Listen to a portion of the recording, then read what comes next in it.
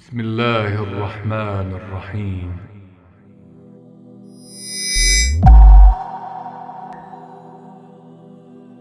اللهم صل على محمد وآل محمد.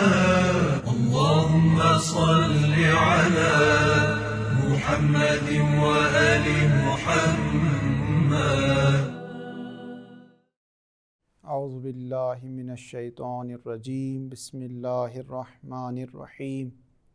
الحمد للہ والصلاة والسلام علی رسول اللہ وعلی آلہ آل اللہ لا سیما بقیت اللہ واللعن الدائم علی اعدائہم اعداء اللہ من الآن الی یوم لقاء اللہ. اما بعد فقد قال اللہ تبارک و تعالی فی کتابہ المجید. بسم اللہ الرحمن الرحیم. یریدون لیطفئوا نور اللہ بافواہہم واللہ متم نورہ ولو کرہ الکافرون. گفتگو ہماری اس باب میں جاری تھی اور سورہ صف کی 8ویں آیت کو سرنامہ کلام میں پڑھنے کا شرف حاصل ہوا، جس میں واضح انداز میں ان افراد کی پالیسی کو بیان کیا جا رہا ہے جو نہیں چاہتے کہ نور خدا اس عالم میں جگمگاتا رہے، نور خدا سے یہ عالم منور رہے، وہ نہیں چاہتے. ان کی یہ پالیسی نہیں. ان کی کیا پالیسی ہے؟ یہ آیت کہہ رہی یریدون، یعنی دائماً ہمیشہ یہ کام کریں گے کہ کوشش کریں گے کہ نور خدا کو اپنی پھونکوں سے بجھا دے. واللہ متم نورہ، لیکن اللہ اپنے نور کو بجھنے نہیں دے گا. اللہ کی بھی پالیسی ہے. اس کی کیا پالیسی ہے کہ وہ اپنے نور کو بجھنے نہیں دے گا. اگرچہ یہ بات کفار کو ناگوار ہی کیوں نہ گزرے، اس سے کوئی فرق نہیں پڑتا. یہ کل کی گفتگو میں یہ اس آیت کی تفسیر اور ترجمہ اور اس کے کچھ نکات آپ کی خدمت میں پیش کیے تھے. آج اسی کا ایک تسلسل کہ کس طریقے سے وہ چاہتے ہیں کہ نور خدا کو خاموش کر دیا جائے. کل ایک روش پر، ایک طریقے پر گفتگو ہوئی تھی. آج اس کے ایک دوسرے طریقے پر، ایک اہم طریقہ، ایک اہم ذریعہ، ایک اہم سبب کہ جس کے ذریعے سے نور خدا کو خاموش کرنے پر تلے ہوئے ہیں، وہ ہے اخلاص کو ختم کر دینا، مومنین کے دلوں سے خلوص کو مٹا دینا. خلوص اس قدر اہم ہے کہ جب ابلیس کو، شیطان کو بارگاہ الہی سے نکال دیا گیا تو اس نے جاتے جاتے یہ کہا کہ فَبِمَا أَغْوَيْتَنِي لَأُزَيِّنَنَّ لَهُمْ فِي الْأَرْضِ وَلَأُغْوِيَنَّهُمْ أَجْمَعِينَ إِلَّا عِبَادَكَ مِنْهُمُ الْمُخْلَصِينَ. کہ تو نے تو مجھے تو گمراہ کر دیا، میرا حال تو جو ہونا تو ہو گیا، اب میں کیا کروں گا؟ اس نے اپنی پالیسی وہاں بیان کی. میں یہ کروں گا کہ تیرے جو بندے ہیں دنیا میں، زمین کی چمک دمک کو ان کی آنکھوں میں جلوہ گر کر دوں گا. ان کی آنکھوں میں عبرتیں نظر نہیں آئے گی، انہیں موت نظر نہیں آئے گی، انہیں اس دنیا کی حقیقت نظر نہیں آئے گی، بلکہ میں جو زینت ہے، چمک دمک ہے، وہ ان کی آنکھوں میں نمایاں کر دوں گا. اسی لیے آپ دیکھتے ہیں کہ اکثر افراد ہیں جنہیں موت نظر نہیں آتی. یہ جو دیکھ رہے ہیں، ہم ہر روز دیکھ رہے ہیں، جب کسی شخص نے امیر المومنین کے سامنے دنیا کی مذمت کی تو امیر المومنین نے فرمایا دنیا کی کیوں مذمت کرتے ہو؟ دنیا نے تمہیں دھوکہ نہیں دیا، دنیا جیسی ہے ویسی ہی اپنے آپ کو اس نے آشکار کر دیا. وہ تو روز تمہیں دکھا رہی ہے کہ دیکھو یہ کل تک یہ شخص تمہارے سامنے صحت مند تھا، سب کچھ تھا، آج بے بس ہے، آج مریض ہے، کل مر جائے گا. کل یہ شخص جس نے پوری زندگی اس چیز میں لگا دی کہ فلاں علاقے میں جا کر ایک گھر اپنا بنا لیں، آج وہ مٹی تلے دفن ہے، وہ شخص جس کی پوری زندگی یہ کوشش تھی کہ فلاں برانڈ کا کپڑا پہنے، فلاں لباس کو زیب تن کرے، آج اس کے پاس صرف کفن ہے۔ تو مولا فرماتے دیکھو دنیا نے تمہیں دھوکہ نہیں دیا، تم نے دنیا سے عبرت نہیں لی، یہ تمہارا مسئلہ ہے، دنیا کا مسئلہ نہیں ہے۔ دنیا جیسی ہے ویسی ہی تمہیں اس نے اپنے آپ کو دکھا دیا۔ لیکن یہ حربہ ابلیسی ہے کہ وہ انسان کو ان چیزوں سے ہٹا دیتا ہے اس کی توجہ، اور کس طرف لگا دیتا ہے؟ چمک دمک، دنیاوی لہو و لعب کی طرف، دنیاوی جو رنگ برنگیاں ہیں اس کی طرف لگا دیتا ہے۔ یہ اس کی پہلی پالیسی ہے، لَأُغْوِيَنَّهُمْ، اور اس کے بعد وہ اس سے سب کو گمراہ کر دے گا۔ لیکن جاتے جاتے اس نے یہ بھی کہہ دیا إِلَّا عِبَادَكَ مِنْهُمُ الْمُخْلَصِينَ، کہ تیرے جو مخلص بندے ہیں اس پر میرا کوئی روب نہیں چلے گا، اس پر میرا کوئی دبدبا، کوئی اختیار نہیں چلے گا۔ تو یہ بات اسے بھی سمجھ میں آ گئی تھی، کیونکہ اس نے 6000 سالہ عبادت کی تھی، اور عبد اللہ 6000 من سنہ ولا یدرا امن سن دنیا امل آخرہ۔ امیر المومنین فرماتے ہیں اس نے 6000 سالہ عبادت کی تھی، اور کوئی نہیں جانتا کہ یہ 6000 سالہ اس دنیا کے تھے یا اس دنیا کے۔ اگر اس دنیا کے تھے پھر بھی 6000 سالہ بہت بہت بڑا عرصہ ہے، اور اگر اس دنیا کے تھے تو قابل، یعنی ہم اس کو شمار نہیں کر سکتے، ہم اس کو گن نہیں سکتے۔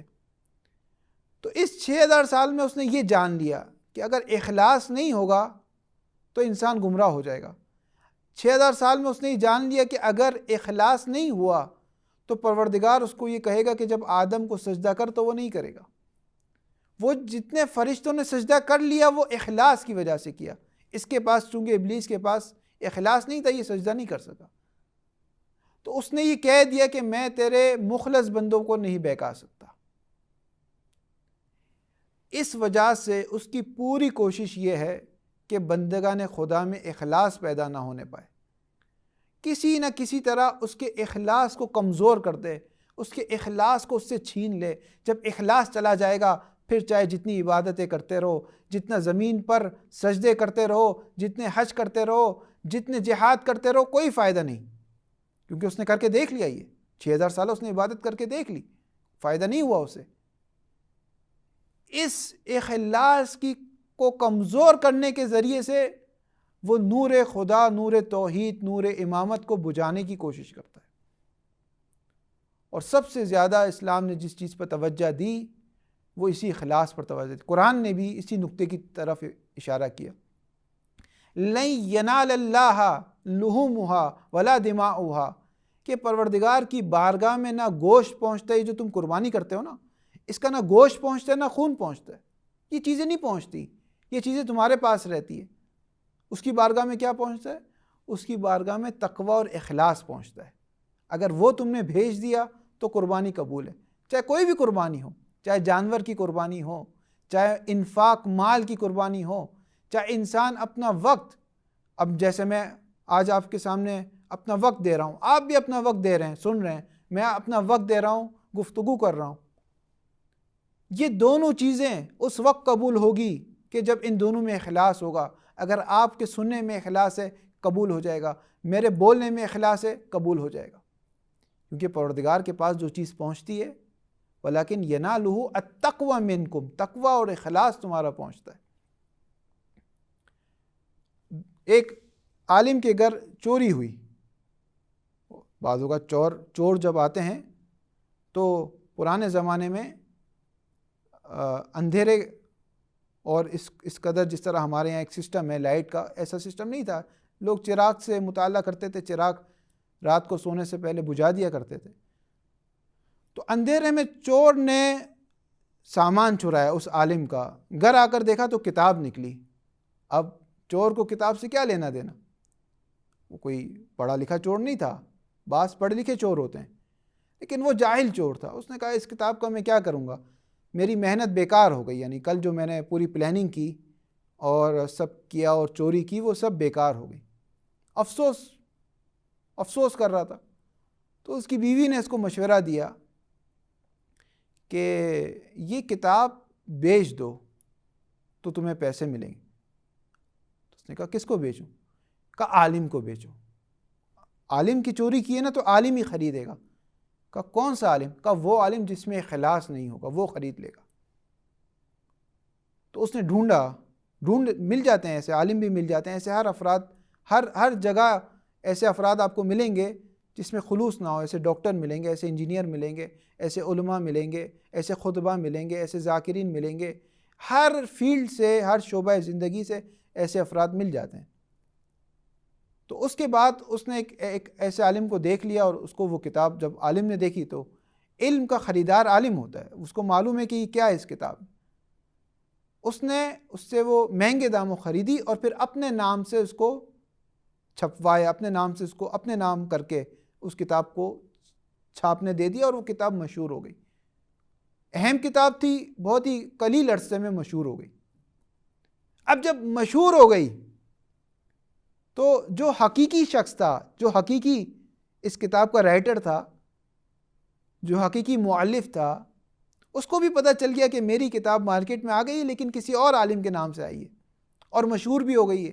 اور ظاہر ہے جب ایک چیز شہرت پاتی ہے تو اس کو اس کے مقابل میں پیسے اور دولت بھی ملتی ہے۔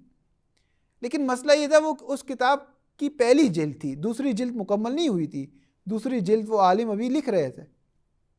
جب دوسری جلد بھی مکمل ہو گئی تو وہ عالم جس کے گھر چوری ہوئی تھی وہ اس دوسری جلد کو اٹھا کر اسی شخص کے گھر لے گئے، اسی عالم نما شخص کے گھر جنہوں نے کتاب خریدی تھی۔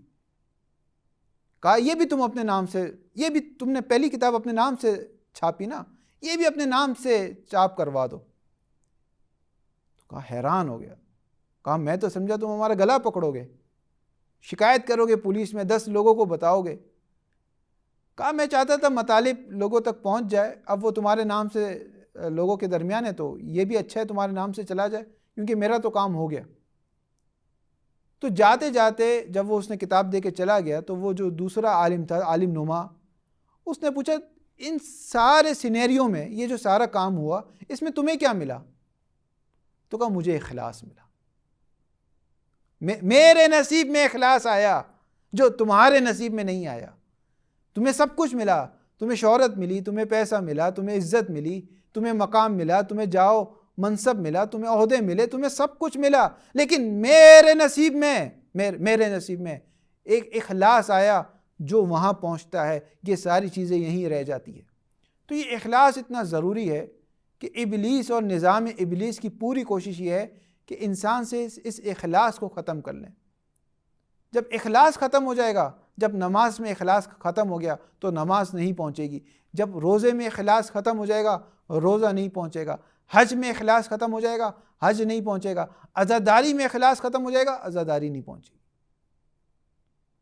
اس لیے تمام افراد کی جو زیادہ توجہ ہوتی ہے، اہم اور متقی اور مومن اور عالم باعمل افراد کی، وہ کوشش کرتے ہیں کسی طرح اپنے اس اخلاص کو قائم اور دائم رکھ سکیں اور دعا فرماتے ہیں۔ اور ایک عجیب اور غریب حدیث ہے بی بی زہرا سلام اللہ علیہا کی اخلاص کے بارے میں کہ من اسعد الی اللہ اخلص عملہ احبط اللہ افضل مصلحتہ، کہ جو شخص اپنا خالص ترین عمل اللہ کی بارگاہ میں بھجواتا ہے تو اللہ کی طرف سے بھی بہترین مصلحتیں اس کے لیے لکھ دی جاتی ہے، بہترین مصلحتیں۔ انسان جو کام کر رہا ہے ممکن ہے یہ کام اچھا ہو، ممکن ہے اس سے بھی اچھا ایک کام ہو۔ جی مثال کے طور پہ آپ ایک بزنس شروع کرتے ہیں، ممکن ہے اس سے بھی اچھا ایک کام ہو جس سے آپ کو زیادہ فائدہ ہو۔ انسان کو نہیں معلوم، وہ ایک رستے پہ چلتے ہیں، ممکن ہے ایک اور رستہ ہو جو اس سے زیادہ اس کے لیے مفید ہو، بہتر ہو، زیادہ مصلحت رکھتا ہو۔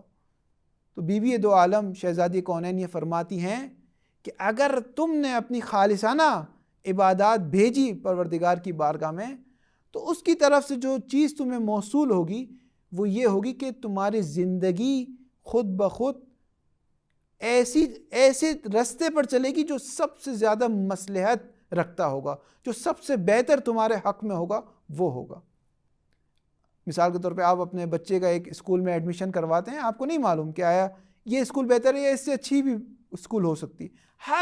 میں زیادہ وقت نہیں کہ آپ کو ایک مثالیں دوں یا آپ کی سماعتوں پر بھروسہ کرتے ہوئے کہ یہ آپ کی بات واضح ہو جائے گی کہ ہر زندگی میں ہر چیز میں ایک چیز اچھی اور اس سے بہتر اور پھر اس سے بہتر موجود ہے. اگر یہاں سے خلو گیا تو وہاں سے انسان کو سب سے بہتر یعنی سپرلیٹی ڈگری جو ہوتی ہے، جو سب سے اعلیٰ ڈگری ہوتی ہے، وہاں پر انسان کو پہنچا دیا جائے گا. یہ اخلاص کی وجہ سے ہے. اور اسی وجہ سے آپ دیکھتے ہیں کہ صرف ایک بار امیر المومنین نے اپنی اس انگوٹھی کو رائے خدا میں رکوع کی حالت میں دیا تو آیت آ گئی انما ولیکم اللہ ورسولہ والذین آمنوا یقیمون الصلاۃ ویؤتون الزکاۃ وہم راکعون، کہ تمہارا ولی صرف اور صرف اللہ ہے، اس کا رسول ہے، اور وہ افراد ہیں جو نماز کو قائم کرتے ہیں، زکوٰۃ کی ادائیگی کرتے ہیں، اس حالت میں کہ رکوع کی حالت میں ہوتے ہیں. اور اس کے بعد یہ ایک ٹرینڈ بن گیا کہ لوگوں نے یہ کام کرنا شروع کر دیا، حتیٰ کہ فقراء کو دعوت نامے دیے جاتے تھے کہ بھائی جب ہم رکوع میں ہوں گے تب ہم سے یہ سوال کرنا پیسوں کا، ہم تمہیں حالت رکوع میں انگوٹھی دے دیا کریں گے. دیکھا رکوع میں کوئی آیت نہیں آئی، کہا سجدے میں مانگ لینا، سجدے میں دے دیں گے. حالت قیام میں مانگ لینا، حالت قیام میں دے دیں گے. لیکن دیکھا کوئی آیت نہیں آئی. حتیٰ تاریخ میں یہ بات ہے کہ ایک شخص نے یہ بات کہی، جا کے دیکھ لیں آپ نام کس کا ہے، کہ اس نے کہا وَلَقَدْ تَصَدَّقْتُ 40 مَرَّةً خَاتَمًا لِكَيْ يُنزَلَ عَلَى مَا نُزِلَ عَلَى عَلِي وَمَا نُزِلَ، کہ خدا کی قسم میں نے 40 بار انگوٹھی دے دی کہ شاید ایک بار وہ آیت آ جائے جو علی کے لیے آئی، لیکن ایک بار بھی نہیں آئی. کیوں نہیں آئی؟ واضح ہے، آشکار ہے کہ پروردگار کی بارگاہ میں انگوٹھی نہیں جاتی، پروردگار کی بارگاہ میں اخلاص جاتا ہے. ایک عمل اخلاص کے ساتھ ہو وہ قبول ہو جاتا ہے، 40 عمل جو بغیر اخلاص کے ساتھ ہو وہ رد کر دیے جاتا ہے. حابیل کی قربانی قبول ہو جاتی ہے، قابیل کی رد کر دی جاتی ہے. اخلاص میزان اور معیار عمل ہے. اخلاص کے ذریعے سے اعمال کی سنجش ہوتی ہے کہ کون سا عمل وزنی ہے اور کون سا عمل ایسا ہے جس کو دیوار پہ اور منہ پہ دے دیا جائے. اور یہی وجہ ہے کہ حضرت زینب سلام اللہ علیہ شب عاشور کو اپنے بیٹوں کو تلقین کر رہی ہے کہ بیٹا ایسا نہ ہو کہ دوسرے تم سے آگے نکل جائے اور تم پیچھے رہ جاؤ، ایسا نہ ہو. کل اخلاص کو ثابت کرنے کا دن ہے، اور کل جہاں قاسم اور اکبر کی قربانی ہوگی وہاں تم بھی پیچھے مت رہنا. تم جعفر طیار کے پوتے ہو، تم حیدر کرار کے نواسے ہو. ایسی جنگ کرنا کہ دشمنوں کو محسوس ہو جائے کہ جعفر طیار کے پوتے میدان میں آ چکے ہیں، حیدر کرار کے نواسے میدان میں آ چکے ہیں. اور جب جنگ ہوئی ہے اور بڑی مشکل سے جب امام مظلوم نے اجازت دی اون و محمد کو جنگ کی، تو جب گئے ہیں جنگ کے لیے تو دشمن کی فوج کے افراد کہہ رہے ہیں کہ ایسا لگتا ہے کہ 14ویں کے 2 چاند آ گئے ہیں. دشمن کی فوج کے لیے جو 14ویں کا چاند ہو تو وہ ماں کے لیے وہ بچے کیسے ہوں گے؟ اور ایک نے میمنہ پہ حملہ کیا، محمد نے میمنہ پہ حملہ کیا، اون نے میسرہ پہ حملہ کیا، میمنہ کو میسرہ پہ ڈھا دیا. اس قدر تیزی سے آگے بڑھیں کہ عمر سعد کی فوج میں خلبلی مچ گئی. عمر سعد نے کہا دیکھو فوجیوں، اکیلے ان سے حملہ نہیں ہوگا، تم اکیلے جاؤ گے مار دیے جاؤ گے. یہ دیکھو سامنے کون ہیں، یہ حیدر کرار کے نواسے ہیں، یہ جعفر طیار کے پوتے ہیں، مل کر حملہ کرو. اشقیاء نے مل کر حملہ کیا. سب سے پہلے اون زمین پر گرے ہیں. محمد نے کہا ٹھہرو میں تمہیں سہارا دیتا ہوں. ان پر بھی حملہ ہوا، پیچھے سے حملہ ہوا، آگے سے حملہ کرنے کی جرت نہیں تھی. جب محمد اور اون دونوں زمین پر گرے ہیں آواز دی آقا ہماری مدد کو آئیں، ادرکنا ہماری مدد کو آئیں. امام جب پہنچے ہیں اور اس کے بعد جب انہوں نے شہادت حاصل کی تو امام جب ایک ہاتھ میں اون کے جنازے کو، ایک ہاتھ میں محمد کے جنازے کو، دونوں جنازے اٹھاتے ہوئے امام خیام کی جانب جا رہے ہیں، لیکن اس بار بی بی زینب استقبال کے لیے نہیں ہے۔ وہ بی بی جو ہر جنازے میں آگے تھی استقبال کے لیے، وہ اس بار استقبال نہیں کر رہی، بلکہ سجدہ شکر کر رہی ہے کہ بار الہ تیرا شکر ہے، تو نے میری اس قربانی کو قبول فرمایا۔ بی بی زینب اپنے بچوں پر گریہ نہیں کیا، نہ کربلا میں کیا، نہ کوفے میں کیا، نہ شام میں کیا، نہ شام سے جب مدینے گئی اس وقت کیا، لیکن ہاں جب اپنے گھر گئی ہیں تو عبداللہ کے مصلے کے ساتھ دو چھوٹے چھوٹے مصلے تھے، ایک مصلہ ان کا تھا، ایک مصلہ محمد کا تھا، دونوں مصلے کو اٹھایا، اپنے سینے سے لگایا، ماں تھی، ماں کی ممتا جاگ اٹھی اور کہا میرے اون محمد۔ الا لعنت اللہ علی القوم الظالمین وسيعلم الذین ظلموا ای منقلب ینقلبون۔ اللهم صل على محمد وآل محمد، اللهم صل على محمد